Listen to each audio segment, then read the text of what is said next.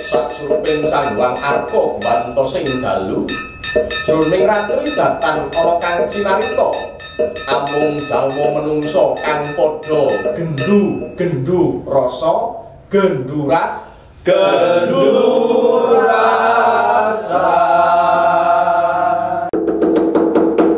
samar pamoring suksma jeneng saya winah yo ing ngasopi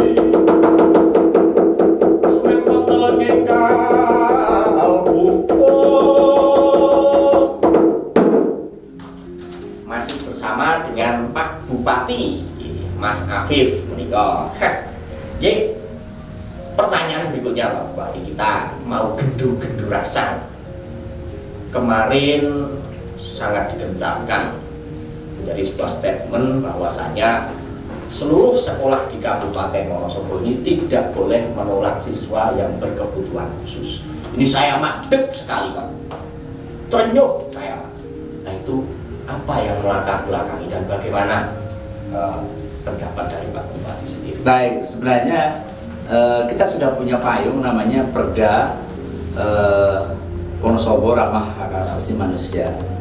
Nah, selama ini kita hanya berkutik terhadap definisi HAM dalam konteks yang mikro. Belum pada kegiatan-kegiatan kebijakan yang lebih implementatif. Nah, bentuk konkret dari Wonosobo Ramah HAM apa sih? Kan harus kita urai dari kacamata pendidikan, kacamata kesehatan, dan lain sebagainya. Nah, sehingga ini satu hal yang memang kehadirannya, kebijakannya ditunggu oleh masyarakat. Nah, dulu Perda sudah kita tetapkan, sudah lama, tapi kita masih melihat di sekolah-sekolah ini tidak sedikit yang, mohon maaf, dituruti anak-anak yang berkebutuhan khusus itu abot. Jadi ada yang menolak dengan halus, Indo ya Pak, Indo semua. Atau ada yang mereka terima, tapi lama-lama nggak tahu anaknya memang nggak betah atau suasana dibikin tidak betah, karena memang kita belum menyiapkan infrastruktur yang ada, kita belum menyiapkan SDM yang ada adalah panggilan seorang guru. Begitu datang anak-anak yang berkebutuhan khusus, anak-anak difabel, kalau dia terpanggil bahwa itu anak harus saya ajari, itu anak harus diterima. Tapi orang yang seperti ini kan tidak sedikit yang terpanggil, yang melihat seseorang anak itu harus diperlakukan sama dengan yang lain. Ini enggak semuanya orang begitu. Tidak semua kepala sekolah punya pikiran yang sama. Tidak semua guru-guru yang ada di Wonosobo punya pikiran yang sama. Nah, suatu saat saya datang ke SMP Negeri Kepil di sana. Nah, dengan kepala dinas, saya diajak main di sana melihat anak-anak yang sedang melaksanakan kegiatan KBM di sekolah. Kemudian saya diajak ketemu dengan anak-anak yang berkebutuhan khusus. Ya masuk di sekolah, di kelasnya saya lihat. Saya tanya, sejak kapan menerima anak berkebutuhan khusus? Ini sudah sejak kelas 1 Bang. Kelas 1 berarti kalau SMP kelas 7 ya, kelas 7. Nah, siapa yang menerima anak ini? Kepala sekolah welcome, guru-guru welcome. Wih, luar biasa. Yang ngajari siapa? Salah satunya adalah guru BK yang kebetulan ketemu dengan saya. Nah, guru BK saya tanya, ada nggak kesulitan ibu mengajar untuk anak-anak yang berkebutuhan khusus? Awalnya iya, saya bingung. Tapi subhanallah luar biasa. Di saat kebingungannya saya mengajari mereka saya harus bagaimana, tapi dengan tumbuh bertahap muncul ide, muncul gagasan, bahkan yang di luar dugaan oleh ibu itu, anak-anaknya, teman-temannya itu dengan sendirinya tanpa disuruh begitu anak itu mau ke toilet, ini berebut anak mengantar, temannya mengantar. Karena kebetulan mohon maaf, salah satunya kan kalau mau ke toilet dia nggak bisa melepas celana, dia nggak bisa pakai, kan kesulitan. Karena toiletnya pun belum ramah dengan disabilitas. Nah, tapi anaknya mengantar. Tidak hanya itu, kata Bu Guru. Bahkan kalau anak ini nggak masuk, ini temannya sampai mendatangi rumahnya. Barangkali tidak masuknya anak itu karena tidak ada yang mengantar ke sekolah. Ya, dia datangi, dan sampai hari ini yang mengantar kalau ke toilet juga rebutan, yang mengantar ke kelas kalau dia anak baru datang motor juga ada temannya. Bahkan kadang diantar pulang ke rumah oleh temannya sendiri. Ini yang luar biasa. Jadi kehadiran anak disabilitas, anak yang berkhusus 3 orang, kalau tidak salah 3 orang di Kecamatan Kepil, di SMP 1 Kepil atau berapa. Tapi ini sudah mengajarkan kepada seluruh anak-anak di wilayah itu berbagi rasa, berbagi pengetahuan, berbagi tentang implementasi daripada pengamalan Pancasila. Selama ini Pancasila kadang hanya dilisankan saja, dihafalkan saja, tapi nggak pernah dipraktekkan dalam kehidupan yang lebih nyata. Ini terasa sekali bagaimana gotong royongnya, bagaimana bau membaunya, bagaimana rasanya punya teman baik yang sehati, ya sehati, ya anak-anak begitu. Jadi mereka nggak merasa minder sekarang. Kenapa? Punya teman. Tapi awalnya minder, pasti minder. Merasa berbeda. Iya, sehingga waktu itu ada yang menyampaikan, ulah kumpul ke wae nang Don Bosco. Ya, di SLB. Ya, kumpul ke wae di SLB. Nah, itu bukan inklusi namanya, ya. Nah, kita ingin bahwa geliat yang ada di bawah sudah luar biasa. Tentu pemerintah harus hadir. Harus kita seragamkan, harus kita jadikan motivasi. Gerakan itu gerakan bersama, satu frekuensi dari kepala daerah, wakil kepala daerah sampai bawah, kepala dinas sampai bawah. Apakah sudah selesai koproyo? Saya katakan belum. Tapi gerakan ini sudah luar biasa. Yang penting kita bikin gerakan yang sama. Habis kita launching, saya perintahkan Pak Tono, perlu ada pelatihan. Kepala sekolahnya dilatih. Tidak hanya kepala sekolah, guru-gurunya dilatih, sudah. Karena dalam rangka kita menyiapkan SDM yang ada. Dan alhamdulillah hari ini sudah kami bersambut. Tidak hanya karena perintah saya, tidak boleh ada satu sekolah yang menolak anak-anak disabilitas atau anak-anak yang berkebutuhan khusus, tapi sebuah panggilan dari mereka bahwa mereka itu harus diajarkan.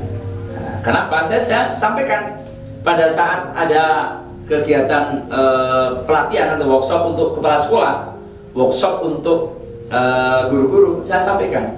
Kebetulan saya belum lama ini ada tamu datang ke tempat saya, dibawa oleh anggota DPR RI, datang ke pendopo. Nah, begitu datang, dia sudah duduk, saya ketemu mereka, saya salami satu-satu, saya kaget, tuh ada anak kecil, nah, satu anggota DPR RI, satu kecil, ya, duduk, kemudian kenalan. Saya nggak mau menyebut namanya, mulai bercerita, ngalor ngidul dan lain sebagainya. Dia adalah salah satu anak yang berkebutuhan khusus. Ya, dulu di SD dia dicibir, di SMP dia dicibir, di SMA Tuhan sudah kasih dia kelebihan yang orang lain tidak diberikan oleh Tuhan. Kecerdasan yang orang lain tidak diberikan kecerdasan sebagaimana Tuhan kasih kecerdasan kepada orang ini. Dia sampaikan, hari ini orang mau ketemu Pak Presiden Jokowi begitu susah, tapi dia kapanpun dia selalu ada berada di samping Pak Jokowi. Kalau sudah ketemu dengan Pak Jokowi aja mudah, bagaimana dengan ketemu Panglima, bagaimana dengan ketemu Kapolri, bagaimana ketemu dengan Menteri? Jauh lebih mudah. Bahkan dia yang disuruh datang. Dia saya sampaikan, Pak Bupati, saya berterima kasih. Tuhan kasih saya fisik yang tidak sempurna, sebagaimana teman-teman yang lain. Saya bersyukur karena Tuhan kasih saya kelebihan yang Tuhan tidak kasihkan kepada orang lain. Hebat nggak? Ini disabilitas. Nah, Tuhan kasih kelebihan yang luas sekali. Saya kasih motivasi itu. Ini, karena kita tidak pernah tahu ini anak sekarang dididik besok mau jadi apa. Kalau anak-anak kecil ditanya, apa cita-citamu nak? Kepingin jadi polisi. Kepingin apa cita-citamu? Kepingin jadi dokter. Kepingin jadi tentara. Nah, dan lain sebagainya. Tapi yang menunjukkan arah, menuju cita-cita kan Tuhan. Apakah sesuai yang dilisankan oleh anak kita sampai nanti terwujud cita-cita atau tidak? Tuhan yang akan mengantarkan ini. Tadi anak disabilitas barangkali waktu itu nggak punya gambaran, punya cita-cita. Dia bisa sekolah saja sudah alhamdulillah, dia matur nuwun. Kok saya bisa sekolah, saya bisa diterima oleh teman-temannya. Sekolah menerima saya, udah terima kasih. Nggak ingin punya cita-cita yang melangkung tinggi. Tapi apa? Karena keilmuannya, karena kegigihannya, ya akhirnya apa? Tuhan memberikan jalan, bahkan Tuhan memberikan jalan yang begitu cepat. Kayak Jokowi bikin tol ini kan, jalannya ya ke Jakarta lalu cepat. Dia punya kelebihan yang luar biasa. Saya sampaikan kepada kepala sekolah, saya sampaikan kepada guru-guru, harus optimis. Bisa jadi anak-anak inilah besok yang akan menjadi pemimpin daerah. Bisa jadi anak-anak inilah yang akan menjadi orang-orang hebat di Kabupaten Wonosobo. Oleh sebab itu sama kita memberikan pembelajaran kepada mereka, karena ini adalah wujud merdeka belajar yang sesungguhnya di Indonesia dan di Wonosobo harus kita hadirkan secara nyata. Apa sih merdeka belajar? Inilah pendidikan inklusi yang harus kita hadirkan di Kabupaten luar biasa. Support kabar, yo, Tuhan, ayo kan bentuk pancen. Concern Pak Bupati di bidang pendidikan ini tidak lepas dari latar belakang beliau dari keluarga pendidik. Wah, ngerti wae. Kepeane kata Pak. Tapi beliau kemudian terjun ke dunia politik, pernah memimpin di DPRD juga, sekarang jadi Pak Bupati. Wah, komplit Pak. Ini paket komplit sekali Pak Bupati. Nah, terus begini Pak Bupati, kita kan tadi bicara soal kesehatan, kemudian saat ini sangat kita concern juga terhadap stunting. Bagaimana pandangan Pak Bupati? Ya, kalau kemiskinan kita dalam, stuntingnya dalam. Itu rumus. Wonosobo itu adalah kabupaten yang kemiskinannya dalam. Kalau persentase di angka berapa? 17,sekian%. Ya, dalam sekali. Karena di Jawa Tengah kita ranking 34 dari 35 kabupaten kota se-Jawa Tengah. Kalau kemiskinannya begitu dalam, kita lihat stuntingnya pasti dalam. Ya betul. Angka stunting kita di Jawa Tengah ya cukup dalam juga. Nah, apakah kita patah semangat dengan kondisi itu? Tidak. Saya itu orang yang nggak pernah percaya dengan data. Lebih ke fakta ya? Ya, saya lebih melihat data itu lebih baik. Kalau itu sebuah energi negatif, ya, mari kita jadikan menjadi energi positif. Ya, agar data yang ada, stigma Wonosobo kabupaten termiskin ini, mari kita tarik, kita ulurkan kebijakan yang real, kebijakan kita yang nyata, yang pada gilirannya akan mengentaskan kemiskinan, mengentaskan stunting yang ada di Kabupaten Wonosobo. Nah, dan alhamdulillah saya bersyukur, saya dan Pak Wakil dibantu oleh teman-teman Pak Sekda, pimpinan OPD, ya, Pak Camat, dan semua OPD didukung oleh BUMN, BUMD, semua tergerak fokus membantu penanganan kemiskinan di Kabupaten Wonosobo. Memang tahap pertama tahun 2021, tahun 2022 kita masih melihat bagaimana penanganan kemiskinan itu dari kacamata sosial. Apa kacamata sosial? Kalau melihat Kang Gedu sama Kang Rasan misalkan itu sebagai orang yang kismin, orang yang miskin ya. Jadi tapi ke dalam ingatannya berarti kanker itu perlu dibantu BLT. Nah, ini kan bantuan. Yang kita lihat adalah bantuan. Setelah itu saya evaluasi hampir 2 tahun ini kita evaluasi. Selama ini kok dengan pendekatan sosial kok kurang mengena. Angka kemiskinan yang turun tidak begitu signifikan. Walaupun angka stuntingnya cukup bagus, menekan angka stunting ya. Nah, kita akan mencoba di tahun 2023 pendekatan kita balik. Ya, datanya yes, kita lakukan pemadanan by name, by address. Siapa anak miskin di satu kabupaten, di satu kecamatan, di satu desa, di satu dukuh, bahkan di RT. Detail. Cek, kita cross check. Kemudian ke depan kita lakukan kegiatan-kegiatan pelatihan. Kita berikan pemahaman, kita berikan pelatihan. Kalau itu di lokasi pariwisata, coba kita arahkan kegiatan yang menuju pariwisata.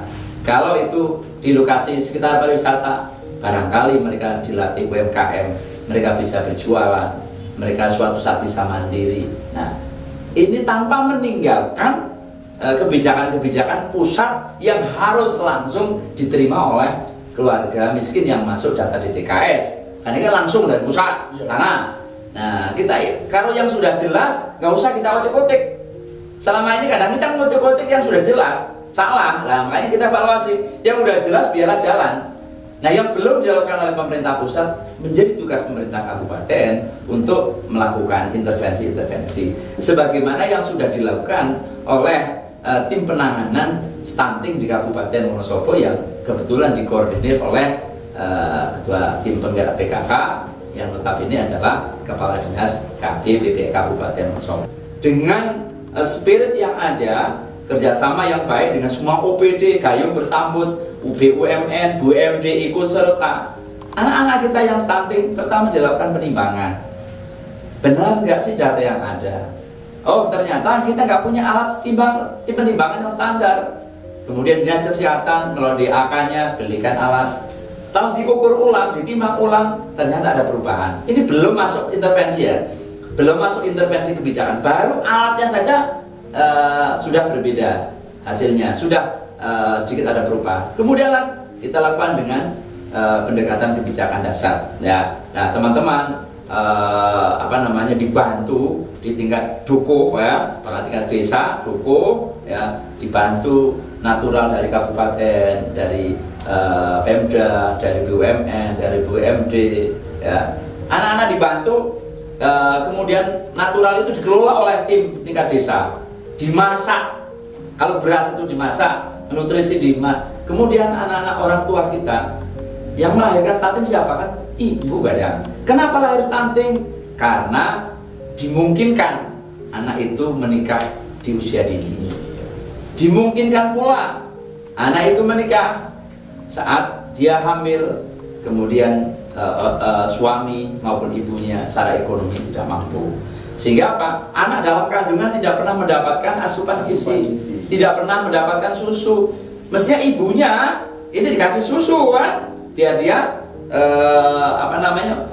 membantu pertumbuhan si bayi dalam bayi. Karena tidak pernah mendapatkan asupan gizi yang seimbang, begitu dia lahir, anak tersebut tidak sesuai yang kita harapkan, tumbuh kembangnya tidak normal. Begitu sudah lahir pun tidak diberikan susu. Mungkin ASI-nya karena ibunya tidak sehat, ya dia nggak ngeluarin ASI. Mau beli susu kambing, susu sapi, nggak punya duit. Nah, kalah dengan bapaknya. Karena nanti kalau dapat rezeki, mungkin kalah dengan beli rokok untuk kebutuhan lain. Nah, ini yang menjadi perhatian kita semuanya, sehingga tim inilah yang bergerak membantu nutrisinya, membantu susunya, dan alhamdulillah sudah di launching bahwa ada kenaikan yang cukup signifikan dari gerakan yang dilakukan oleh seluruh masyarakat Kabupaten Wonosobo, dan hari ini semua sudah tergerak. Di situ ada stunting di desa, maka masyarakat yang ada di desa juga ikut underbeni untuk bagaimana memulihkan segera agar anak itu bisa tumbuh kembang dengan normal. Desa dengan anggaran desa, Atau orang kaya di desa, mereka mau keluar biaya, keluar rezekinya untuk disotakokan untuk membantu anak-anak yang kebetulan stunting. Nah, ini karena sudah menjadi gerakan bersama, ya alhamdulillah hasilnya signifikan. Saya sih pingin spirit penanganan stunting di Kabupaten Wonosobo nanti juga kita tarik untuk spirit penanganan kemiskinan di Kabupaten Wonosobo yang lebih makro lagi kan, yang lebih besar lagi. Kalau ini sudah menjadi satu persoalan bersama-sama, ya kita harus sancut tali wondo agar nanti target saya tahun 2024 kita sudah zero stunting. Zero stunting luar biasa. Optimisme yang luar biasa dari Pak Bupati. Pemimpin itu harus membangun optimis. Harus, wah luar biasa. Nah ini bicara soal seni dan budaya Bapak. Setelah kemarin itu COVID selama kurang lebih 2 tahun, akhirnya kita sudah mulai menggeliat. Dan dalam beberapa kesempatan ketika peringatan HUT RI maupun HUT TNI, Pak Bupati juga ikut bergabung, nabuh gamelan, menari, dan itu fotonya viral di mana-mana Pak. Ya, itu. Nah, apabila suatu saat Pak ada kesempatan untuk main ketoprak atau bahkan dalang, apakah Pak Bupati kerso? Ya selalu siap. Jadi apa namanya, orang tua di Kabupaten Wonosobo sering saya sampaikan, asal rakyat dan masyarakat senang, bahagia, saya suruh ngapain aja mau. Yang paling tidak nabrak-nabrak aturan, ya, tidak nabrak-nabrak. Main ketoprak kan saya harus belajar. Dalang apalagi susahnya bukan main, ini harus belajar dulu. Benerangi sini sini, tapi nek sekedar naik jalan kepang, ya mungkin otodidak bisa. Kalau ngelengger, ikut nari lengger, ya pelan-pelan, ya, lihat. Ya. Karena apa sesungguhnya yang saya ambil dari pesan-pesan itu, bahwa selama ini saya melihat, mohon maaf, jadi kesenian budaya di Kabupaten Wonosobo ini kita banyak potensi yang luar biasa. Luar biasa. Hampir setiap kampung ini kita punya grup kesenian kok. Kesenian kuda kepang itu setiap desa itu ada. Di semua pelosok di Kabupaten Wonosobo. Hanya saja selama ini kan saya melihat kok yang ngurusi nggak ada, ya. Kemudian saya coba ajaklah para senior, kita kumpul di Pendopo, yuk bentuklah kepengurusan Dewan Kesenian Daerah. Dan alhamdulillah seiring berjalan waktu ini kita sudah terbentuk ketua dan semua pengurus Dewan Kesenian Daerah. Dan ini lagi semangatnya luar biasa. Saya sampaikan, saya diskusikan dengan mereka, yuk orang desa mau Agustusan, ya kadang-kadang mementaskan lengger itu tidak dianggarkan oleh desa. Karena apa? Duitnya nggak ada. Tapi apa yang terjadi? Anak-anak tetep Pak kudono lengger, duit kong di patungan, sum-suman. Bahkan yang mau nari yang ngesum, yang nabuh yang ngesum. Bayangkan, ini spirit gotong royong yang luar biasa. Nek biasanya nanggap sum, ini nggak nanggap kok. Dia main sendiri, hanya ngundang lenggernya sum-sum. Ini luar biasa. Spirit itu yang tentunya tidak dimiliki di sisi tempat-tempat yang lain. Nah, ini kan potret, ini fundamental menurut saya, ini kekuatan, ini modal kita kuat karena budaya. Salah satunya ini spiritnya para penggiat seni begitu kuat gotong royongnya. Nah, saya ingin tentunya apa namanya, karena ini sudah potensinya tiap desa ada, ke depan ya kepingin kita semangati lagi, kita berikan ruang seluas-luasnya. Tentunya pemerintah daerah bekerja sama dengan Dewan Kesenian Daerah, sehingga seni budaya di Kabupaten Wonosobo ke depan akan semakin maju. Ala sampun rampung podcast gendu rasan mugi yo soko